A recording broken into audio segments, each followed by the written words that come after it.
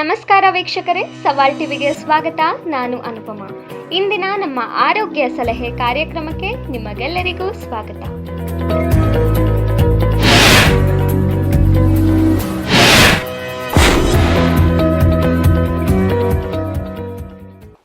ಬಿಸಿ ಅನ್ನಕ್ಕೆ 1 ಚಮಚ ತುಪ್ಪ ಬಿದ್ದರೆ ಅದರ ರುಚಿಯೇ ಬೇರೆ. ಆದರೆ ಇತ್ತೀಚಿನ ದಿನಗಳಲ್ಲಿ ಯಾರಿಗಾದರೂ ಹೃದಯದ ಸಮಸ್ಯೆ ಅಥವಾ ಹೈ ಕೊಲೆಸ್ಟ್ರಾಲ್ ಅಂದರೆ ಮೊದಲು ಬಿಡೋದು ತುಪ್ಪವನ್ನೇ. ಆದರೆ ನಿಜವಾಗಿಯೂ ತುಪ್ಪ ಹೃದಯಕ್ಕೆ ಹಾನಿಕಾರಕವಾ? ವೈದ್ಯಕೀಯ ಸಂಶೋಧನೆಗಳು ಮತ್ತು ನಮ್ಮ ಆಯುರ್ವೇದ ಈ ಬಗ್ಗೆ ಏನು ಹೇಳುತ್ತವೆ ಎಂದು ಇವತ್ತಿನ ವಿಡಿಯೋದಲ್ಲಿ ಸಂಪೂರ್ಣವಾಗಿ ತಿಳಿದುಕೊಳ್ಳೋಣ. ಹಲವು ದಶಕಗಳಿಂದ ತುಪ್ಪವನ್ನ ಒಂದು ವಿಲನ್ ತರ ನೋಡಲಾಗ್ತಿದೆ. ಅದಕ್ಕೆ ಮುಖ್ಯ ಕಾರಣ ಅದರಲ್ಲಿರೋ ಸ್ಯಾಚುರೇಟೆಡ್ ಫ್ಯಾಟ್. ಇದು ರಕ್ತನಾಳಗಳಲ್ಲಿ ಬ್ಲಾಕೇಜ್ ಮಾಡುತ್ತೆ ಅನ್ನೋದು ಹಳೆಯ ನಂಬಿಕೆ. ಆದ್ರೆ ಆಧುನಿಕ ಸಂಶೋಧನೆಗಳ ಪ್ರಕಾರ ಎಲ್ಲ ಕೊಬ್ಬುಗಳು ಕೆಟ್ಟದ್ದಲ್ಲ. ವಾಸ್ತವವಾಗಿ ಸಂಸ್ಕರಿಸಿದ ಎಣ್ಣೆಗಳು ಮತ್ತು ವನಸ್ಪತಿ ತುಪ್ಪಕ್ಕಿಂತ ಹೆಚ್ಚು ಅಪಾಯಕಾರಿ ಎಂದು ಸಾಬೀತಾಗಿದೆ. ಹೃದಯದ ಕಾಯಿಲೆ ಇರುವವರಿಗೆ ತುಪ್ಪ ಯಾವ ರೀತಿ ಸಹಾಯ ಮಾಡುತ್ತೆ ಅನ್ನೋದನ್ನ ನೋಡೋಣ. ತುಪ್ಪ ಸೇವನೆಯಿಂದ ದೇಹದಲ್ಲಿ HDL ಮಟ್ಟ ಹೆಚ್ಚಾಗುತ್ತದೆ. ಇದು ರಕ್ತನಾಳಗಳಲ್ಲಿ ಜಮೆಯಾಗಿರೋ ಕೊಬ್ಬನ್ನ ಹೊರಹಾಕಲು ಸಹಾಯ ಮಾಡುತ್ತದೆ.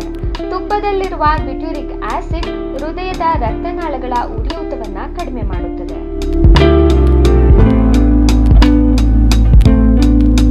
ಇದರಲ್ಲಿರೋ ವಿಟಮಿನ್ K2 ರಕ್ತನಾಳಗಳಲ್ಲಿ ಕ್ಯಾಲ್ಸಿಯಂ ಶೇಖರಣೆಯಾಗದಂತೆ ತಡೆಯುತ್ತದೆ. ಇದರಿಂದ ರಕ್ತನಾಳಗಳು ಗಟ್ಟಿಯಾಗುವುದು ತಪ್ಪುತ್ತದೆ. ತುಪ್ಪದಲ್ಲಿರುವ ಕಾಂಜುಗೇಟೆಡ್ ಲಿನೋಲಿಕ್ ಆಸಿಡ್ ರಕ್ತದೊತ್ತಡವನ್ನ ನಿಯಂತ್ರಣದಲ್ಲಿಡಲು ಸಹಕಾರಿಯಾಗಿದೆ. ತುಪ್ಪ ತಿನ್ನಬಹುದು ಅಂದ ತಕ್ಷಣ ಎಷ್ಟು ಬೇಕೋ ಅಷ್ಟು ತಿನ್ನಬಾರದು. ಹೃದಯದ ರೋಗಿಗಳು ಇವುಗಳನ್ನ ಪಾಲಿಸಲೇಬೇಕು. ದಿನಕ್ಕೆ 1 ರಿಂದ 2 ಟೀ ಚಮಚದಷ್ಟು ತುಪ್ಪ ಸಾಕು. ಅದಕ್ಕಿಂತ ಹೆಚ್ಚಾದ್ರೆ ದೇಹದ ಮೇಲೆ ಒತ್ತಡ ಬೀಳಬಹುದು. ಮಾರುಕಟ್ಟೆಯಲ್ಲಿ ಸಿಗುವ ಮಿಕ್ಸ್ಡ್ ಅಥವಾ ಸಂಸ್ಕರಿಸಿದ ತುಪ್ಪ ಬೇಡ. ದೇಶಿ ಹಸುವಿನ ಹಾಲಿನಿಂದ ತಯಾರಿಸಿದ ತುಪ್ಪ ಹೃದಯಕ್ಕೆ ಹೆಚ್ಚು ಸುರಕ್ಷಿತ ಮತ್ತು ಜೀರ್ಣಕ್ಕೆ ಸುಲಭ. ತುಪ್ಪದಿಂದ ಬರುವ ಶಕ್ತಿಯನ್ನ ದಹಿಸಲು ಪ್ರತಿದಿನ ಕನಿಷ್ಠ 30 ನಿಮಿಷಗಳ ನಡಿಗೆ ಅಥವಾ ವ್ಯಾಯಾಮ ಇರಲೇಬೇಕು.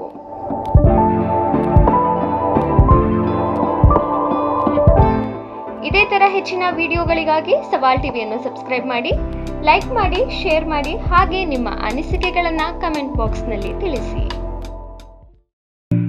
ಸವಾಲ್ ಟಿವಿ ಸದಾ ನಿಮ್ಮೊಂದಿಗೆ.